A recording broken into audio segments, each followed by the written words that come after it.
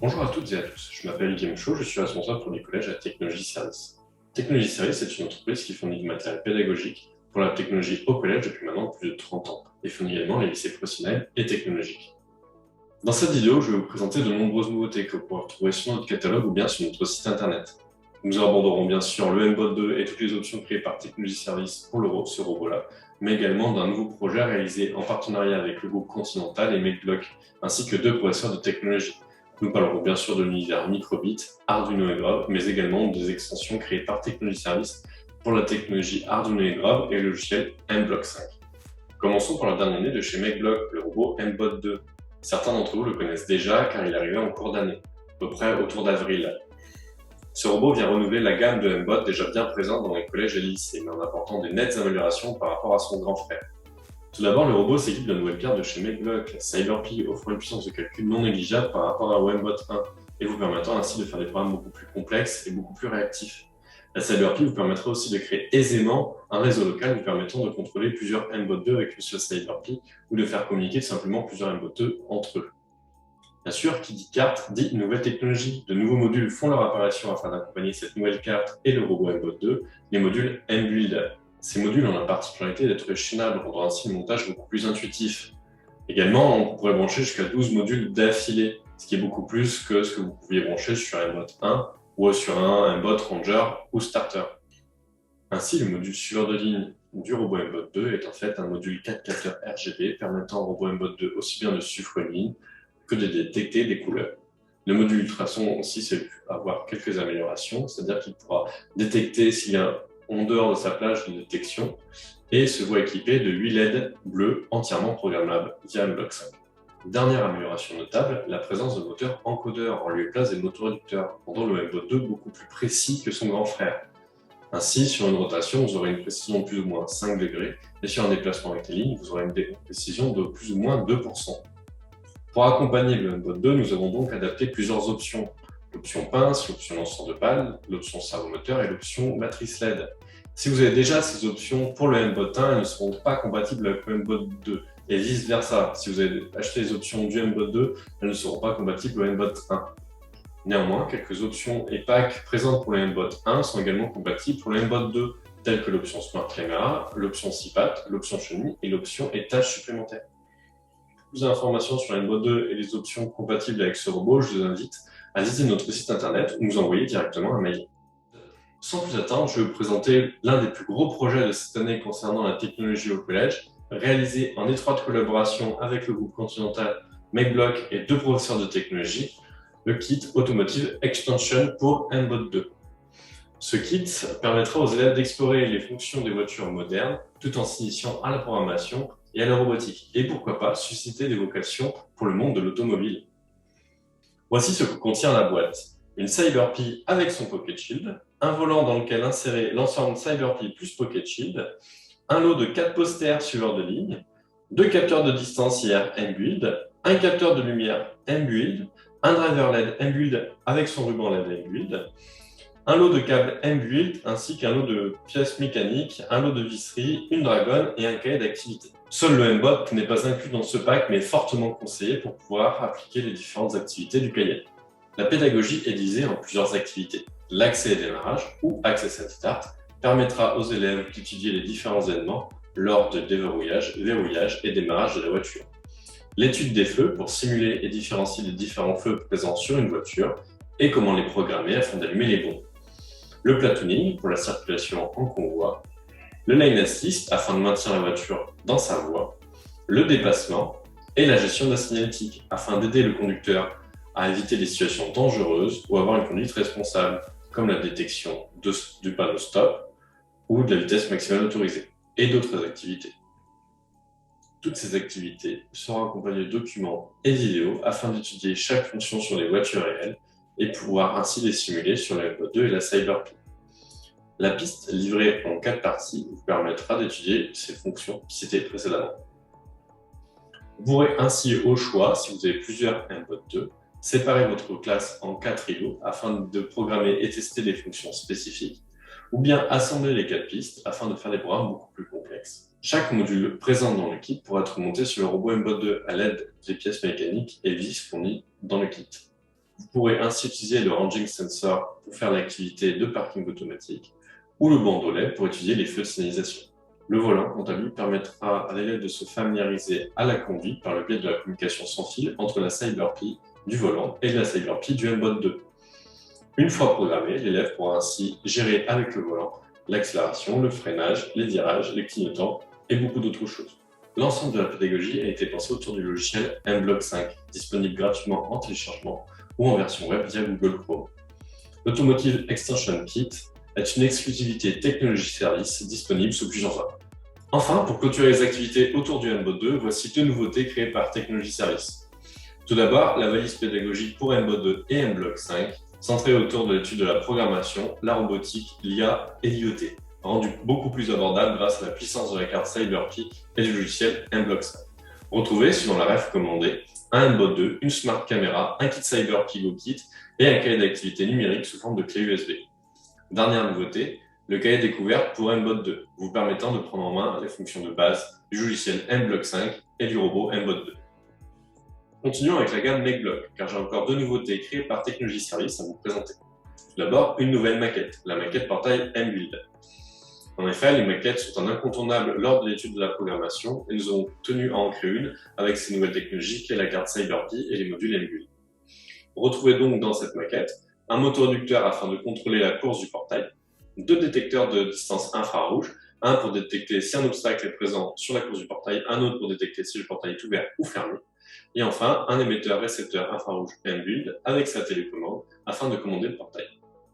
Une pédagogie sous forme de clé USB en lien avec la maquette est disponible. Retrouvez également une valise d'expérimentation centrée autour de cette nouvelle technologie qui est une technologie mBuild. Retrouvez donc plusieurs capteurs et actionneurs différents afin de vous familiariser plus facilement avec le logiciel mBlock 5 et cette nouvelle technologie. Une clé pédagogique autour de cette valise est également disponible. Passons maintenant à l'univers Microbit. Comme certains le savent déjà, la Microbit est passée de la version 1.5 à la version 2.0 fin d'année 2020.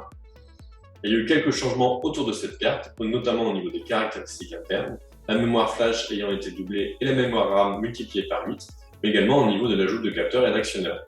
La Microbit s'est vue ajouter un capteur de son et un capteur tactile à la place du logo, mais également un haut-parleur. Nous avons profité de cet upgrade afin de créer une nouvelle maquette, la maquette maison connectée Microbit. En effet, vous pourrez contrôler la ventilation, la lumière externe, interne et l'alarme, tout ça avec des gestes grâce au capteur de gestes Grove. La maquette est entièrement programmable via le logiciel MakeCode et une clé USB pédagogique autour de cette maquette est disponible. Nous avons également mis à jour notre robot KitRobot. Nous avons écouté les remarques qui nous ont été remontées concernant la première version afin de les appliquer sur la deuxième version. Ainsi, la version 1 est passée à la version 2. Comme vous pouvez le voir, l'usinage a été changé. Ici, sur la version 2, l'usinage a été modifié afin d'accueillir plus facilement un coupleur de pile ou une batterie, mais également pour pouvoir accueillir deux suiveurs de ligne Grove. Pour plus d'informations sur ces nouveautés concernant la carte Microbit, je vous invite à visiter notre site internet ou bien m'envoyer un mail. Continuons cette présentation avec l'univers Arduino et Grove. La plus grosse nouveauté concernant cet univers est la création par Technology Service de plusieurs extensions Arduino et Grove sur le logiciel mBlock 5 version web via Google Chrome ou version téléchargeable.